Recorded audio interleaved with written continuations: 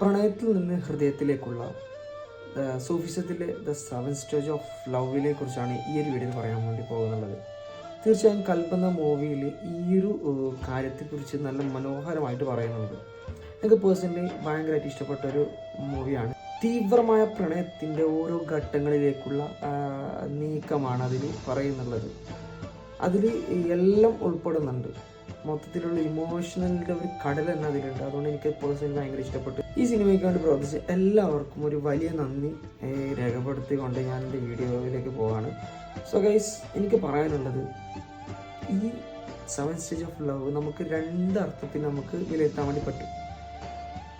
ഇതിലുള്ള ഓരോ വാക്കും, ഓരോ ഡയലോഗ്സ് ആയാലും, ഓരോ കാര്യങ്ങളായാലും, പിന്നെ നമുക്ക് ഇൻസൈറ്റോട് കൂടി ചിന്തിക്കേണ്ട കുറച്ച് കാര്യങ്ങളാണ്. അതിലേറ്റവും പ്രധാനമായി വരുന്നുള്ളത് ആദ്യത്തെ സ്റ്റേജ് എന്ന് പറഞ്ഞാൽ അട്രാക്ഷൻ, അതായത് ജസ്ബ, ആകർഷണ നിയമമാണ്. ഒരാളെ കാണുകയും അതിനോട് മോഹം തോന്നി അതിനെ ആകർഷിക്കുകയും ചെയ്യുന്ന ഒരു പ്രോസസ്സാണ് ആദ്യമായിട്ട് ഒരു പ്രണയത്തിലേക്ക് വീഴുന്നത്. അതിൽ കഥാപാത്രത്തിലായാലും അതായത് ഈ സിനിമയിലായാലും നായകയെ കാണുകയും അവളോട് മോഹം തോന്നി അവളെ ആകർഷിക്കുകയും ചെയ്യുന്ന ഒരു മെത്തേഡുണ്ട്. അതിൽ വേറൊരു അർത്ഥത്തിലേക്ക് നോക്കുകയാണെങ്കിൽ, ഇപ്പോൾ സൂഫിസത്തിൻ്റെ ഒരു കോണറിലേക്ക് നോക്കുകയാണെങ്കിൽ, അത് അചഞ്ചലമായ വിശ്വാസത്തിൻ്റെ തന്നെ സൃഷ്ടിച്ച സൃഷ്ടാവിലേക്കുള്ള ഒരു ആകർഷണമാണ് ആദ്യമായിട്ടുള്ള ഒരു സ്റ്റേജ് എന്ന് പറഞ്ഞാൽ. രണ്ടാമത്തെ സ്റ്റേജ് എന്ന് പറഞ്ഞാൽ ഇൻഫാച്വേഷൻ, അതായത് ഇഷ്ക്, പ്രണയം, പിന്നെ പ്രണയത്തിലേക്ക് വീഴുന്ന ഒരു മൊമെൻ്റാണ്. അതുപോലെ തന്നെയാണ് നമ്മൾ പ്രണയിക്കുന്ന സമയത്ത് ഒരാൾ ആകർഷിക്കുകയും പിന്നെ പ്രണയത്തിലേക്ക് വീഴുന്ന ഒരു പ്രോസസ്സാണ് നമ്മൾ കണ്ടുവരുന്നുള്ളത്. സോ സൂഫിസത്തിൻ്റെ കോണർ എടുത്ത് നോക്കുമ്പോൾ അവർ സൃഷ്ടാവിലേക്കുള്ള പ്രണയത്തിലേക്കാണ്, സ്വന്തം ഹൃദയത്തെ സൃഷ്ടാവിലേക്ക് സമർപ്പിക്കുന്ന അല്ലെങ്കിൽ കണക്ഷൻ ചെയ്യുന്ന ഒരു മെത്തേഡാണ് ആ സൂഫിസത്തിൻ്റെ കോണറിൽ വെച്ച് നോക്കുമ്പോൾ നമുക്ക് മനസ്സിലാക്കാൻ വേണ്ടി സാധിക്കുന്നുള്ളത്. ഇനി മൂന്നാമത്തെ പോയിന്റ് എന്ന് പറഞ്ഞാൽ റെവറൻസ് എന്നാണ്. തവജ്ജുഹ്, അതായത് ബഹുമാനം. നമ്മൾ ആ ഒരു പ്രണയിക്കുന്ന ആ ഒരു പ്രണയിനിയെ അല്ലെങ്കിൽ ആ ഒരു കാര്യത്തെ നമ്മൾ എന്ത് ചെയ്യും, ബഹുമാനിക്കുകയും അവരെ കെയർ ചെയ്യുകയും ചെയ്യുന്ന ആ ഒരു പ്രോസസ്സ്, അതാണ് മൂന്നാമത്തെ റെഫറൻസ് എന്ന് പറഞ്ഞാൽ. ഇനി നാലാമത്തെ പറഞ്ഞാൽ ലോയാലിറ്റി, അതായത് കടമ, ഇനായത്ത് എന്ന് പറയും. നമുക്ക് അവർക്ക് ചെയ്യാനുള്ള ബാധ്യതകൾ, പ്രതിബദ്ധതകൾ, ബാധ്യതകൾ, റെസ്പോൺസിബിലിറ്റി ഇങ്ങനെയൊക്കെ വേണമെങ്കിൽ പറയാം. അവരായിട്ട് നമ്മൾ അവർക്ക് വേണ്ട കാര്യങ്ങളൊക്കെ ചെയ്തു കൊടുക്കുകയും അവരെ ഒരു ഇമ്പോർട്ടൻ്റായി എടുക്കുകയും ചെയ്യുന്ന ഒരു പ്രോസസ്സാണ് ഇനായത്ത്, അല്ലെങ്കിൽ ലോയാലിറ്റി എന്ന് പറഞ്ഞാൽ. അഞ്ചാമതായി വരുന്നൊരു സ്റ്റേജ് എന്ന് പറഞ്ഞാൽ ഡിസൈർ, അതായത് ഇഷ്ക് എ മജാസി, ആഗ്രഹം. തീവ്രമായ ആഗ്രഹത്തിൻ്റെ പേരിലാണ് ഏതൊരു കാര്യവും നമുക്ക് ലഭിക്കുന്നുള്ളത്. അതായത് ആൽക്കെമിസ്റ്റിൽ പൗലോ കോയ്ലോ പറയുന്നൊരു വേർഡുണ്ട്, തീവ്രമായി നീ ഒരു കാര്യത്തെ ആഗ്രഹിക്കുകയാണെങ്കിൽ ലോകം തന്നെ നിൻ്റെ കൂടെ നിൽക്കും ആ ഒരു സക്സസ്സിന് വേണ്ടി.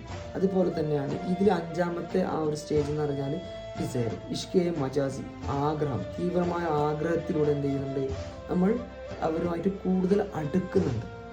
ഓക്കെ. ഈ ആറാമത്തെ സ്റ്റേജ് എന്ന് പറഞ്ഞാൽ അഫെക്ഷൻ, വാത്സല്യം. അതായത് ഈ സിനിമയിൽ തന്നെ ഏറ്റവും മനോഹരമായി കാണിക്കുന്നുണ്ട്. തൻ്റെ പ്രണയിനിയെ പ്രണയിക്കുന്ന സമയത്ത് തന്നെ ഒരുപാട് പ്രശ്നങ്ങൾ വരുമ്പോഴും കൂടെ നിർത്തുന്ന കുറച്ച് ആൾക്കാരുണ്ട്, നമ്മുടെ ഉറ്റവരും ഉടയവരും. അതായത് നമ്മുടെ മാതാപിതാക്കളും നമ്മുടെ കുടുംബവും നമ്മുടെ ഫ്രണ്ട്സ്, സുഹൃത്തുക്കളും. അവരുടെ വാത്സല്യം കൂടി നമ്മൾ എന്ത് ചെയ്യും, കണക്കിലെടുത്തുകൊണ്ട് നമ്മുടെ ജീവിതത്തെ അല്ലെങ്കിൽ നമ്മുടെ ആ ഒരു പ്രണയത്തെ മുമ്പോട്ട് കൊണ്ടുപോകുന്നൊരവസ്ഥ. അത് തന്നെയാണ് ഇതിലും പറയുന്നുള്ളത്. അത് മനോഹരമായി അതിൽ കാണിക്കുന്നുണ്ട്. സോ ആറാമത്തെ സ്റ്റേജ് അതാണ്.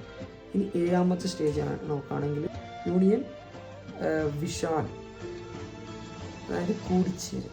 അവസാനത്തെ ആ ഒരു സ്റ്റേജ് കൂടിച്ചേരൽ. എല്ലാ ഘട്ടങ്ങളും മറികടന്നുകൊണ്ട് പ്രണയത്തിൻ്റെ തീവ്രമായ ആ ഒരു ഒഴുക്കിൽ ഇങ്ങനെ പോയിക്കൊണ്ടിരിക്കുന്ന സമയത്ത് അവസാനം കൂടിച്ചേരുന്നൊരു മൊമെൻ്റ് ഉണ്ട്, വിശാൽ. ആ ഒരു മൊമെൻറ്റിലേക്ക് എത്തുമ്പോൾ തീർച്ചയായും വല്ലാത്തൊരു ലോകത്തായിരിക്കും നമ്മൾ. അത് സൂഫിസത്തിൻ്റെ കോണറിൽ പറയുകയാണെങ്കിൽ തൻ്റെ സൃഷ്ടാവിലേക്ക് ഒരുപാട് അടുക്കുമ്പോൾ സൃഷ്ടാവുമായി കൂടിച്ചേരുന്നൊരു മൊമെൻ്റ് ഉണ്ട്. ആ ഒരു മൊമെൻ്റാണ് അവസാനമായി ദ 7 സ്റ്റേജ് ഓഫ് ലവിൽ പറയുന്നുള്ളത്. സോ അത് ഏറ്റവും ബ്യൂട്ടിഫുള്ളായിട്ട് ഇതിൽ കാണിക്കുന്നുണ്ട്. സോ ഗൈസ്, ഈ സിനിമയിൽ പറയുന്നുള്ളത് ഒരു പ്രണയിനിയെ പ്രണയിക്കുന്ന ഒരു സ്റ്റേജാണ്. പക്ഷേ റിയലായിട്ട് സൂഫിസത്തിൻ്റെ കോണം വെച്ച് നോക്കുമ്പോൾ തൻ്റെ സൃഷ്ടാവിലേക്ക് അചഞ്ചലമായ വിശ്വാസത്തിൻ്റെ ആ ഒരു കണ്ണി അല്ലെങ്കിൽ ആ ഒരു ബന്ധം സൃഷ്ടാവിലേക്ക് കണക്റ്റഡ് ചെയ്യുമ്പോൾ അവർ മതിമറന്ന് പോകുന്ന ഈ ലോകം അല്ലെങ്കിൽ ഈ ദുനിയാവ് തന്നെ മതിമറന്ന് പോകുന്ന ഒരു സംഭവമാണ് അവരുടെ കാഴ്ചപ്പാടിൽ നിന്ന് നോക്കുമ്പോൾ. ഓക്കെ, എന്തുകൊണ്ടും ഇതൊരു എന്താ പറയുക, നമുക്ക് ലൈഫിൽ നമുക്ക് ഏറ്റെടുക്കാൻ പറ്റുന്ന ഒരു പോയിന്റ്സ് തന്നെയാണ്. ഓക്കെ, നിങ്ങൾക്ക് എന്തെങ്കിലും ഇതിൽ മനസ്സിലാവാത്ത കാര്യങ്ങൾ ഉണ്ടെങ്കിൽ നിങ്ങൾ ജസ്റ്റ് ഒന്ന് ഗൂഗിൾ ചെയ്ത് നോക്കാം. ഏകദേശം മനസ്സിലായി കാണാൻ വിശ്വസിക്കുന്നു. സോ ഉപകാരപ്രദമായിട്ടുണ്ടെങ്കിൽ ഷെയർ ചെയ്യുക, ലൈക്ക് ചെയ്ത് ഷെയർ ചെയ്ത് സപ്പോർട്ട് ചെയ്യുക. ചാനൽ നിങ്ങൾ ആദ്യമായിട്ടാണ് കാണുന്നത്, ചാനൽ സബ്സ്ക്രൈബ് ചെയ്യാൻ മറക്കണം. ഓക്കെ, എനിവേ പുതിയൊരു വീഡിയോ വീണ്ടും കാണാൻ. ബൈ.